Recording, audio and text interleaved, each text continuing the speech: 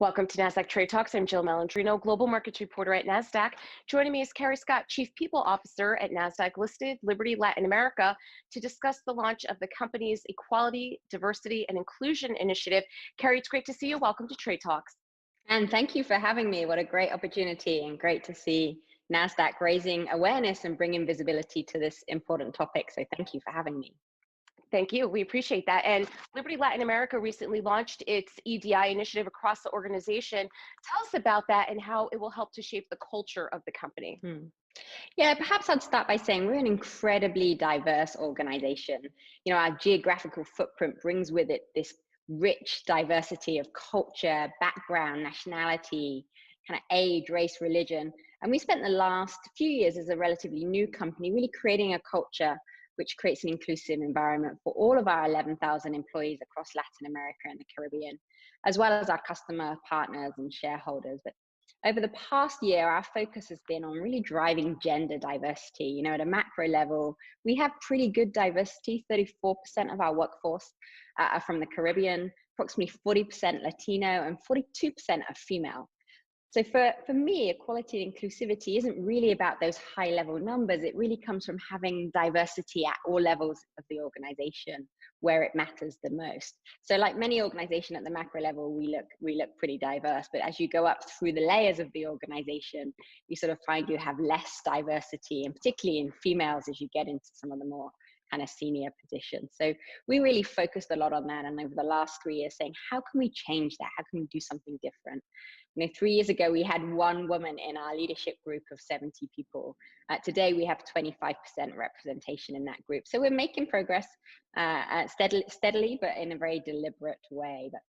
So in addition to our focus on gender diversity, we also launched a new parental leave policy globally across the whole of Latin America and the Caribbean, really focusing on giving equal parental leave to all new parents. So whether birth parents, whether through adoption or through surrogacy, we offered equal 8 weeks parental leave to all men and women. And that was a big step forward in terms of gender equality for sure. So while we focused on that, we always acknowledged that diversity was so much more. We just started at this point. But this year, I think we kicked off our first diversity and inclusion listening tour. So this was like a series of conversations to listen and to learn and figure out what's going on, and to learn from the diversity in our employees that we had in the company. So we talked to more than 100 employees across 22 different countries, both in English and Spanish. And as I say, really just to listen and to learn. And I think, I can certainly say for myself that in every session I learned something new. You think you have a pretty good grasp on what's going on, but it's so different as I got into the sort of under the skin of it. But the relevant themes has really helped us develop our broader strategy and develop and strengthen our equality, diversity, inclusion as part of our culture. But the biggest lesson was that we learned one size doesn't fit all. Like every country has its own unique dynamic at different stages of progress to create a more equitable society. So whether it's age, whether it's class, whether it's sexual orientation, and I think in all cases, we really found and we learned that we have the opportunity to lead the way. So we're taking that and we're building on that, and that's how we're building our program going forwards. How does Liberty Latin America empower and support the communities that it serves? Yeah, since we became a publicly listed company a few years ago, we've always tried to play a key role in the communities that we serve through our many foundations. So our consumer brands in each of our markets are very well known. People like them, love them, use them, and so through our foundations, we always try to do good in these communities. Our foundation supports progress through education, through environment, through access, and through disaster relief.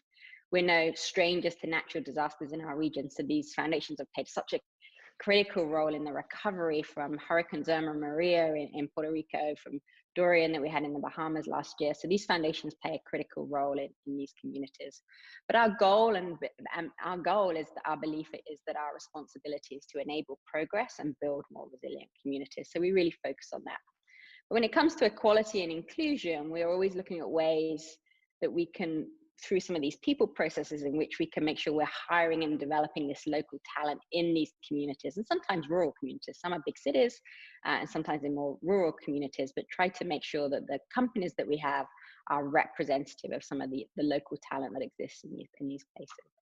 Then allied to that, and to ensure that this topic stays at the forefront of our focus on our culture, our CEO recently committed to this effort by signing the CEO pledge as a big step in terms of really stating our commitment to equality, diversity, and inclusion, and really using that to rally the business community to advance diversity and inclusion within the workplace.